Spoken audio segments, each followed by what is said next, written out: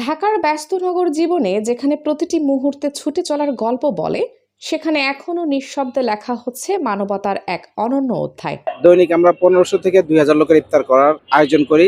এখানে ছোলা মুড়ি, আলুর চপ, পেঁয়াজু, বেগুনি, জিলাপি, রুয়াবজা শরবত। রাজধানীর বনানী এলাকার 17 নম্বর রোড সুপার মার্কেটের পেছনে অবস্থিত বনানী জামে মসজিদ প্রতিদিন যেন পরিণত হচ্ছে এক ব্যতিক্রমী মানবিক মিলন মেলায়।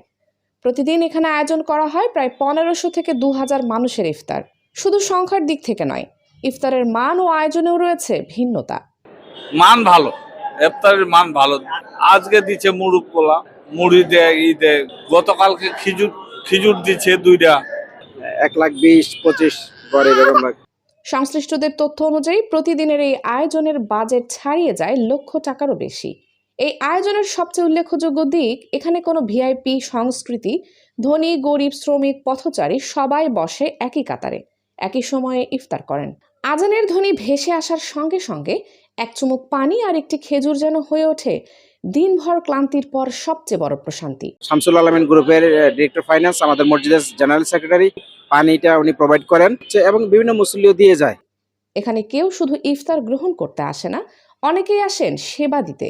কেউ খেজুর বিলিয়ে দিচ্ছেন, কেউ এগিয়ে দিচ্ছেন পানির বোতল, আবার কেউ নিজের অংশ থেকেও ভাগ করে নিচ্ছেন অন্যের সঙ্গে।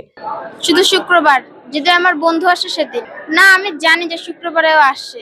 এখানে প্রতিদিন ইফতার দেওয়া হয়, আপনারা আসবেন, খাবেন। এটি কোনো কর্পোরেট স্পন্সর্ড ইভেন্ট নয়, নেই কোনো প্রচারণার প্রতিযোগিতা।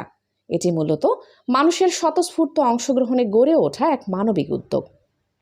এ ধরনের আয়োজন শুধু খাদ্য বিতরণ নয়, এটি সামাজিক বন্ধনকে দৃঢ় করে এবং মানুষের মধ্যে সহমর্মিতা ও সম্প্রীতির বার্তা ছড়িয়ে দেয়।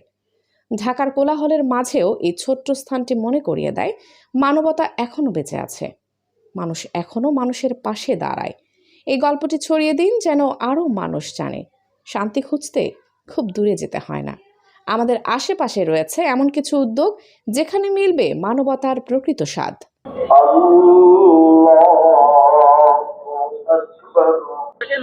না, টোটালটা আমরা মসজিদ কমিটির পক্ষ থেকেই ব্যবস্থাপনা করা হয়। টোটাল এমনি কাঁচামালগুলো কিনে নিয়ে আসা হয়, বাজার বিষয়গুলো এখানেই হয়।